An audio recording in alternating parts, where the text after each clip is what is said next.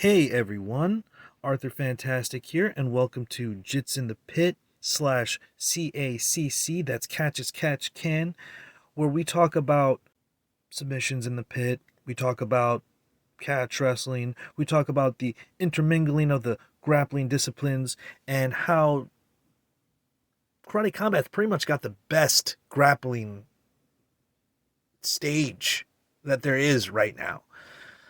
That all aside, we're going to discuss a particular finish that recently happened in Karate Combat. Right now on the screen, we've got Sonny Brown Martial Arts, the Power Half Nelson, a seat belt grip alternative for BJJ and MMA, and obviously a staple in wrestling and catch wrestling. I'll have that playing in the background and definitely recommend you watch this video. You can also just type in Power Half Nelson in YouTube, the second largest search engine on the internet, and you'll find many videos on the subject. However, I'm just going to let that play in the background. Shout out to Sonny Brown Martial Arts. Bang. While I let this play in the background, and you can see why and make connections maybe later after finishing the video, is in this position right here, we are going to discuss in the following segments the Thunderlock. We are opening up with Stay Safe Martial Arts, which breaks down a recent finish in Who's Number One on Flow Grappling, where Elijah Dorsey finishes his opponent with a Thunderlock. I really believe that this is going to be the future meta attacking system, or at least a large included portion, because of how easy it is to manipulate that joint into the position that Elijah, as well as Gregor Gracie, as you will see later on, gets their opponent into. It's a very biomechanically weak and awkward position, and it just seems like something that, wow, why didn't I think of that before? Like, all my grapplers will see this clip when they finish it all the way through, and they'll be like, why didn't anybody tell me this? Why didn't I ever think of this? So I'm going to let Stay Safe Martial Arts introduce it. I'm going to move on, break down some clips from CACC Combat, which I believe happened at CACC Kickback 2, if I'm not mistaken. Anyway, regardless, I'm going to let them take it away and transition into explaining why it is so effective, and will probably be a very main thread in the meta for back attacking and control. Typically, when you get to somebody's back and we start working these chokes, a very common defense is for these people to start answering the phone. Now, if you watch the recent Who's Number One, Elijah Dorsey kind of just proved why this is a terrible defense by hitting the Thunderlock. So check it out. So he chose to put the arm up behind by his head. It's very common defense. It's just hanging out up there, like that. And then now there he's got it pulled behind, and it's just, he got stuck. He got stuck and then pulled, yanked, and the shoulder popped. Like, here's how this counter works. It's super slick. I've honestly never seen this before, but it's just one of those things that's always kind of just been hidden in plain sight. So when they go for this defense, we have to understand that this elbow is like highly elevated, right? So I have the ability, and I don't know why, again, none of us have ever like really considered this, I have the ability to essentially just kind of scoop this arm and pull it behind their head. Now, the way that he worked this lock is he pretty much got this arm deep behind his head. He brought in his other hand so that they were both essentially right behind his head and between his head and the arm. He was doing a body lock as well, so he's really able to kind of hip in and apply this pressure. And then from here, he literally just pulls the arm to the chest, which puts a lot of pressure onto the shoulder, the clavicle, like everything. It just completely destroys the shoulder. And again, like if you watch the matches live, people had no idea what just happened. So there's a nice few ways to kind of set this up. Obviously, the first one is going to be if they're answering the phone defense and the elbow's high pitch, I just want to scoop and like get this arm behind their head to kind of secure it. And then we can just do exactly what Elijah does, where I scoop it and I just kind of pull straight back, and we can get the tap from there. Another way that we can kind of hit this defense a little bit is if I'm grabbing his wrist here, right? and we're kind of fighting. If I feel him start kind of like pitching his elbow, I can literally take his hand and pull his hand behind his head, get it even deeper than what I would initially be able to do. And then same thing, I bring in this other arm, lock my hands together, hip in, and we pull the shoulder back. We still get the tap from there.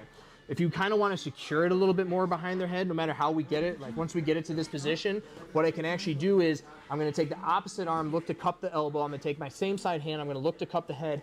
I'll actually probably take my chin and use this to kind of cup down on the wrist a little bit, just to, again, so that he can't pull this arm back as easily. Now I'm pushing on the head, pulling on the elbow. We get it all across, and we can still kind of get the tap from there. So it's called the Thunderlock. I may even start calling it the Dorsey lock, just because I've never seen this thing hit until Elijah did it at Who's Number One.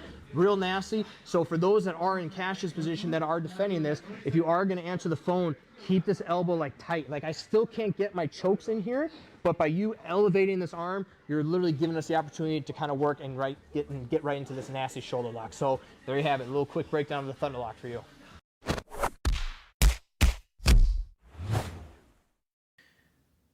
All right, and we begin with our case study with the match from CACC Kickback 2 in Cancun, Mexico, between Ethan Crelinsten versus Trevor Worthen.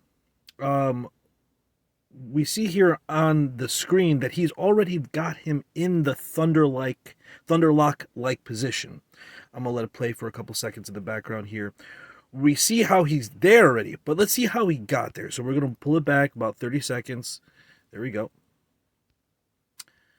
We have Ethan riding the back here, riding like a side back mount side of thing. He's got his legs locked in a figure 4 or anaconda. He's searching for a half. Just riding on top. Troy on bottom, kind of doing a Homer Simpson / Curly walk toward the lock to break it open, and this is where we begin to see the problem right here. We see Ethan, or rather, Ethan here on the bottom, pulling at this back arm over here. See it? Boom, boom, clear it out. What's happening is Troy is attempting what is called a answering the telephone, where he raises his arm up to block the path around the neck area. Okay, from a rear naked choke. It's hard to slip a hand between the arm and the neck in this area right here on the far side, and it's hard to slip it around into that little hole from the near side on in regards to their position in the video.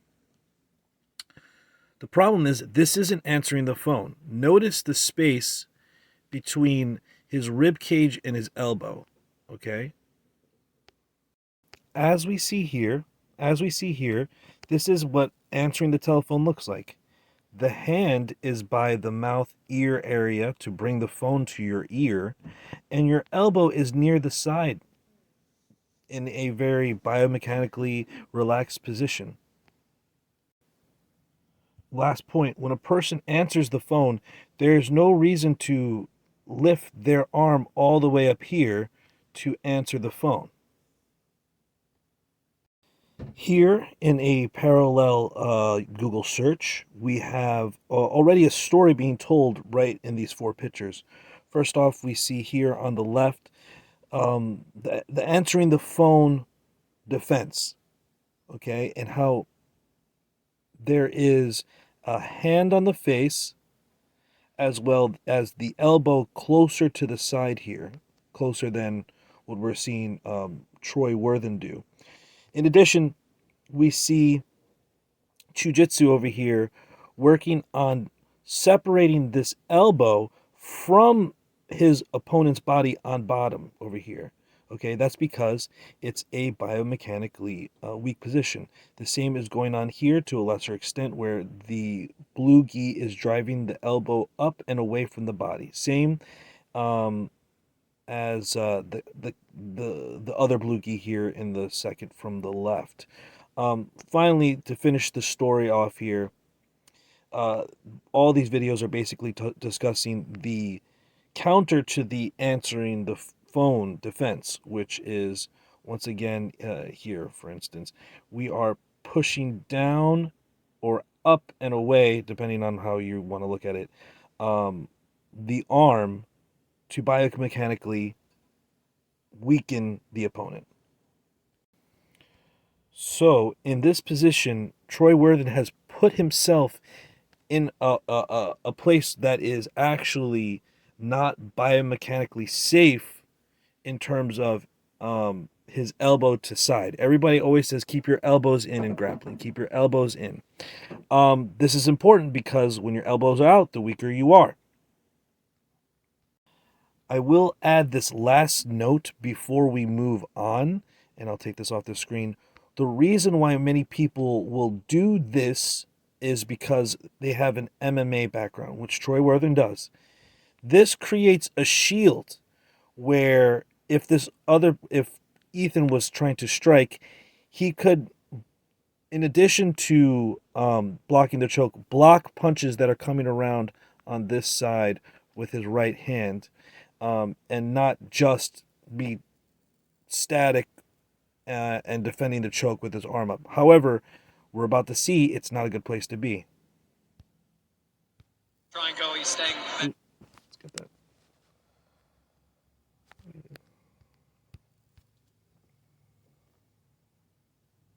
Here you go.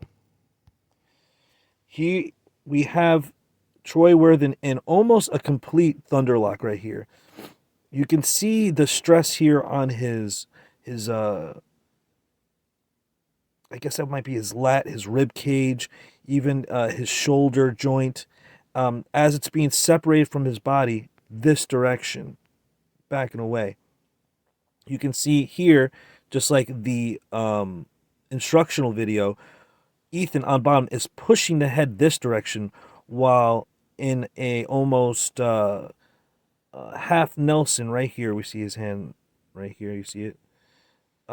We see his hand pushing down and away,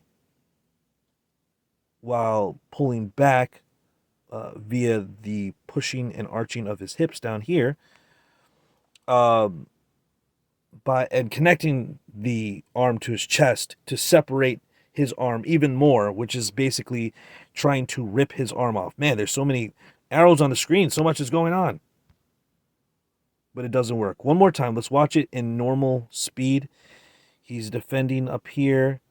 He's going and switching to the other side to bring his other side up. Ethan's privy to it, tries to get the Thunderlock, doesn't work. We're going to let them go a little bit longer because I believe there's another attempt here in a couple more moments. See, he's bringing it up, and he kind of realizes, okay, well, I'm bringing my arm a little too far up. And once he stops doing that, got the finish. So I want to connect for people that as soon as, okay, I don't like that feeling, Troy stops bringing his arm up so high, okay? And that opens up space for the choke, unfortunately. Boom. See, here, now, his elbow is quite much more close to his body here, you see. And he's playing more conserve. He's trying to pin down this other arm on the other side by grasping with his hand here in the middle. Anything to keep Ethan's hands from trying to strangle him. Let's go forward. He's not defending as high anymore. Okay, as soon as that last exchange happened, so 33-17, I want to say. Oops, 15, right here. He's not bringing it high anymore. He's bringing it quite low, right here. See, it's still pretty high here on this last attempt because he's starting to get pretty desperate to get the fuck out of there and defend the choke, but it's not enough. It's not enough. And a couple seconds later, it's over. Doesn't want to bring his arm up. He doesn't want to get caught. It's over. Squeeze. And a finish. Okay. Okay, the second and final clip is going to be of the Pit Submission Series match between Gregor Gracie and Calvacante. It begins with Calvacante trying to explode out from bottom half / bottom side control and Gregor riding that wave and establishing back control. There it is. He's almost already all the way over and in back control. All right, Gregor already fighting for the neck, getting it under over. Now we already see here, and I'm not sure if you can see it very well. He's already lifting that elbow right here. He's already lifting that elbow to stop the choke. Okay, but the farther you keep your elbow, like on this side, okay, he's got it real tight. He knows that the farther you keep your elbow, the weaker you are in that position. But for so long, people have gotten away with this particular type of defense. It makes a lot of people think, why didn't I think of that? Just like the instructor said in the previous clip. Okay, he's fighting the wrist. That arm's up high. He feels comfortable. Digging his chin down. The other guy's trying to dig his wrist in. Okay, and already here, we're in a position that is dangerous. His elbow is hugged against his body. He's posted on this elbow. He's trying to turn over Calvacante. Calvacante has no control as he swivels his hips this way. He has no control to stop this. And again, this arm here is hugged against Gregor's body with his arm, and he's in a shitty position. Now he's on top, and he's in this weird position. It's almost like a gift wrap, but it's not. It's just like a far side. I don't even know what I would call it. It's almost like a reverse scarf hold. He's threading that arm around. Calvacante is trying to keep that arm down, thinking he's trying to defend the choke. But now we have a 2-on-1. Okay, both arms are on this one arm above Calvacante's head. It's kind of hard to see. We're going to run it back in a second. We'll just watch this transition, and he pulls it all the way up. That's it. That's the entire finish. So I'm going to let you watch in normal motion, and then we'll break it down one more time to really understand what's going on. He's trying to fight for that choke. He's threading that arm underneath. Maybe he'll go for an arm attack, but he's very satisfied in that position, pulling up, and it's just so quick. It's so quick, and it's over. One more time. As soon as this happened in competition, it's become the new meta. Nothing you can do. Weak position, pulls up, can't fight it, taps, it's over. And I would just like to break down for those who are looking for this information, looking for these little pointers, what's going on. To finish this move, we see Gregor has both hands at the elbow, a 2-on-1, as he pries back. Just like an armbar, he is pushing his pushing his hips down and through Calvacante, keeping him in control and his spine immobile while manipulating this joint right here. We can even see it kind of just looks gross the way it looks right now, actually. The way the way it's jutting out don't even look right. It's basically a armbar movement where we are securing with our hands, pushing our hips forward, and squeezing our legs as well to attack the arm. But instead of the elbow, in this position, the point of the fulcrum is around this area, or even a little bit lower as you pull upward with your back and arms. Just like by leaning your spine, your upper body, just not rounding it, but like arching your lower back and arching your body away and pushing your hips through. Basically armbar. Nothing fancy, nothing crazy. It seems something so simple that we haven't seen before, but it's sensational. I just wanted to say something else with that S sound. But severely underlooked and definitely something worth adding to your game. I appreciate you guys checking this out. I'm going to do a little bit of a connection between some other moves that we might see in these positions in an upcoming video. And once again, thank you for watching. Stay up, stay ready, stay vigilant, stay locked and loaded. Shalom, shalom. Peace in Oos.